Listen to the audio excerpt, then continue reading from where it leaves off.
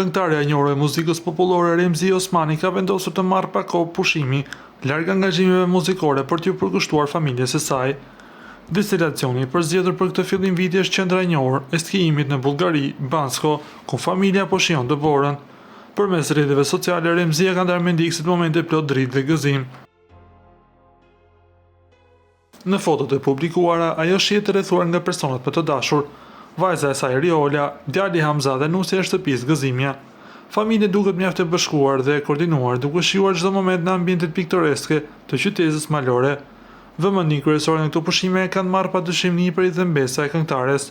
Remzia nuk e ka fshirë asnjëherë lumturinë që i fal roli i gjysës, dhe imazhet ku ajo shihet duke luajtur në dobor me ta kanë rrëmbyer zemrat e fansove duke marrë mira pëlqime dhe komente pozitive.